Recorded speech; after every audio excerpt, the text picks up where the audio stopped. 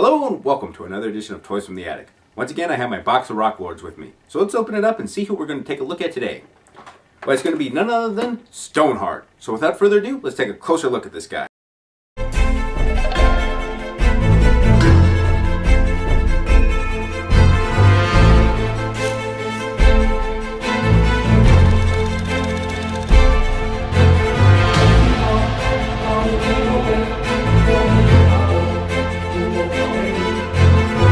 Stoneheart is one of the evil rock warriors with a rock type of slate.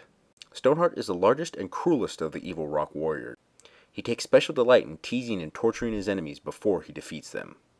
Extremely unpredictable, Stoneheart's first loyalty is to himself, and even Magmar has to think twice before crossing him. Okay, so here we have Stoneheart. Now I've talked before about how I love the chip texture of these guys, and it just really helps feel that there's a rock there. And I have to admit that I love this guy's coloring too. As a matter of fact, he's my favorite bad guy out of the entire line. There's just something about him. I guess it's his character profile or just the way he looks. I just think he's cool. You also have these nice little chips right here on his chest. It kind of gives a feel that, yeah, maybe he had gotten in some sort of fight and someone had clawed those parts out. I mean, they just really stand out, and because they're so symmetrical, it's just kind of weird to have them there. As far as his transformation goes, you pull his arms down like this, because you got to get him out of the way for his legs, and then you can just flip his hands around. You see these nice big claw hands here, and there's a little bit of material in between here, and I guess I'll get to that in a little bit of a second because you'll see a striking similarity of how he looks. Anyways, you just move his legs down, move his feet out like this. He's a little bit loose because he's definitely been played with a lot. And then you just move his head up like this.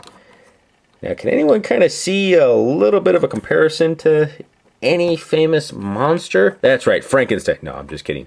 There's something about his head. I guess they've sculpted in these little bit of what look like gills here, and then with his big red lips, he definitely looks like the creature from the Black Lagoon. And yeah, I guess this big part right here that make it look like a fin.